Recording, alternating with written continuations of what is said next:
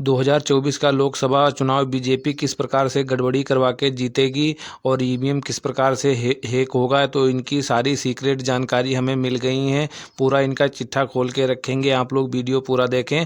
और 400 पार ये चिल्ला रहे थे, और जहाँ जहाँ बीजेपी वाले नेता जाते हैं वहाँ से ये लतियाए जाते हैं। और 400 पार किस प्रकार से ये लोग करेंगे और ईवीएम किस प्रकार से हैक होगा, सारी हमें सीक्रेट इनकी जानकारी मिल गई। वीडियो पूरा देखें, वीडियो पसंद आए तो वीडियो लाइक करें। और कांग्रेस का ये लोग किस प्रकार से सुपड़ा साफ करेंगे, तो कांग्रेस वालों का इस बार पत्ता ये लोग साफ करने पर तुले हैं। किस प्रकार से ये कांग्रेस का पत्ता साफ कर देंगे, तो ये भी आप लोगों को बताने वाले हैं। इनका खात्मा हो चुका है, ये ख़त्म हो जाएंगे राहुल गांधी, तो सारी जानकारी आपको देने वाले हैं। तो वीडियो पूरा देखिएगा। और आप लोगों को बता दें इसमें जो है इनकी सीक्रेट जानकारी हमें मिल गई है। ये देख सकते हैं, योगी महाराज उत्तर प्रदेश में 80 लोकसभा सीटें अकेले लिए बैठे हैं। तो ये भी किस प्रकार से ईवीएम हैक करवाएंगे, सारी इनकी जानकारी आप लोगों को हम लीक करने वाले हैं। तो आप लोग वीडियो पूरा देखें। तो सबसे पहले आप लोगों को बता दें, बीजेपी चुनाव जो है जीतेगी 2024 का, ये आप लोगों को पता ही होना चाहिए, क्योंकि इसमें कैसे धांधली होगी।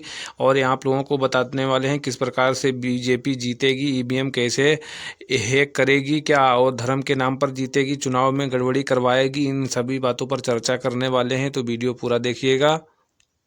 तो सबसे पहले कुछ आप लोगों को फैक्टर जानने होंगे किस प्रकार से ईवीएम हैक होता है, इसकी जानकारी आप लोगों को दे देते हैं। तो सबसे पहले आप लोगों को एक बात पता होनी चाहिए कि सबसे ज़्यादा गांव में आबादी रहती है। जो 2011 की जनगणना के अनुसार आज भी आबादी गांव में ज़्यादातर रहती, 68% आबादी गाँव में रहती है। सबसे पहले ये आपको पता होना चाहिए। उसके बाद आपकी 32% जो आबादी है वो शहरों में रहती है। दो चीज़ आप लोगों की क्लियर हो गई। मान लो कि ये आपका एक गांव हो गया है, तो हम चाहते वैसे भी डिज़ाइन कर सकते थे गांव, मगर हमने ऐसे ही डिज़ाइन कर दिया आप लोगों को समझाने के लिए। तो गांव में आप लोगों ने देखा होगा, आप लोग गांव से होंगे काफ़ी लोग, तो गांव में सबसे ज़्यादा गरीब लोग रहते हैं, सबसे ज़्यादा गरीब रहते हैं, और कुछ लोग अमीर रहते हैं। तो सबसे पहले आप लोग देखेंगे गरीब लोग होते हैं। गरीब लोग आज भी काफ़ी घर ऐसे हैं जो मतलब अशिक्षित हैं, कक्षा 5-6 सरकारी स्कूलों को पढ़ा हुआ, उसे नाम डालना नहीं आता है, तो वो भी अशिक्षित हैं, मान लो अनपढ़ मान सकते हुए। तो इन लोगों के कितने 5-5 बच्चे होते हैं, किसी के 4 होते हैं, किसी के 3 होते। और ये जो अमीर आदमी होते हैं 10-20 गांव में, तो उनके कितने 2 बच्चे होते हैं या 3 बच्चे होते हैं। तो सबसे पहले ये फैक्टर आप लोग याद रखें, 2-3 बच्चे होते। अमीर आदमियों के घर कम होते हैं, और अमीर आदमी शिक्षित होता है, उसे ये भी पता होता है कि कौन सी सरकार गलत कर रही है और कौन सी सही कर रही है और कौन सी गलत कर रही है। और अशिक्षित आदमी जो होता है वो पढ़ता, न्यूज़पेपर नहीं देखता, ना ही न्यूज़ देखता है, ना ही वो अपडेट रहता है। तो इन लोगों को कुछ मालूम नहीं है। तो सबसे पहले आप लोगों को बता दें, इस समय जो है जीतने के फैक्टर बीजेपी के क्या हैं, तो ये आप लोगों को पता होना चाहिए। तो सबसे पहले आबादी आप लोगों को बता दी, 68%, 32% आबादी शहरी रहती है। तो सबसे पहले आप लोगों को एक फैक्टर पता होना चाहिए, ईवीएम कैसे हैक होगा। तो ये आप लोग देख लो। सबसे पहले क्या है, लोगों का क्या मानना है, सबसे पहले आप लोगों को ये पता होना चाहिए। तो बीजेपी इस समय राशन फ्री दे रही। सबसे पहला तो कोरोना के बाद इसने राशन फ्री कर दिया है, और उसके बाद 6,000 रुपये किसान सम्मान निधि का दे रही है।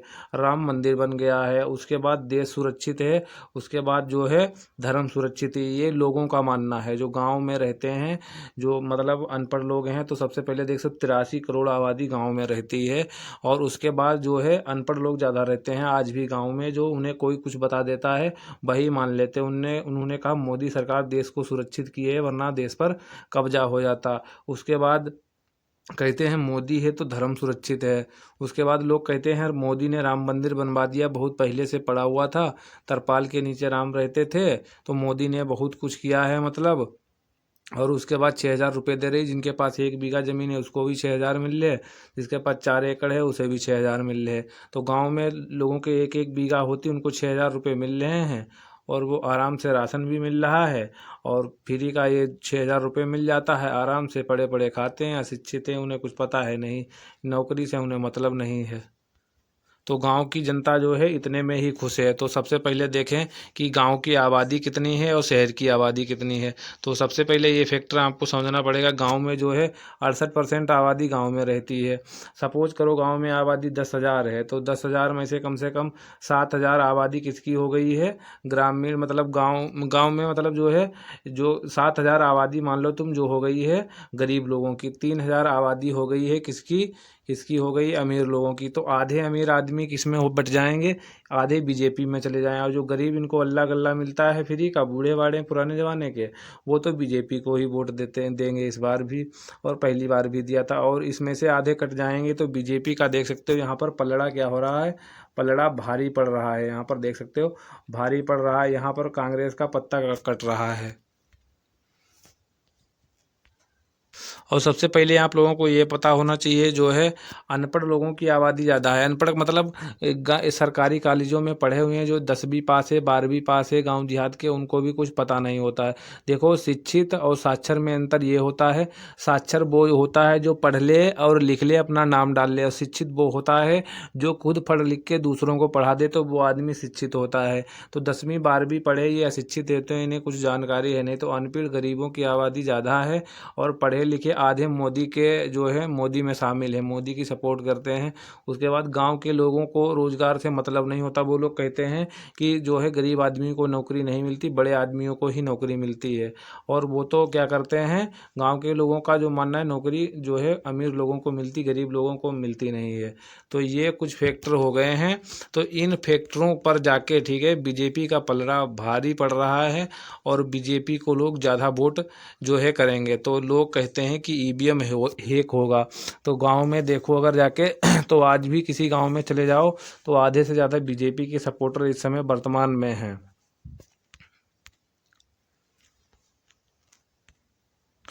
और ये लोग देख सकते हो, ये दो ऐसे प्राणी हैं, ये शख्स आपको दिख रहा है उत्तर प्रदेश में, इसका सिर्फ ये चेहरा काफ़ी है, और लोग कुछ नहीं देखते हैं। विधायक कैसा है, सांसद कैसा है, उन्हें किसी से मतलब नहीं है।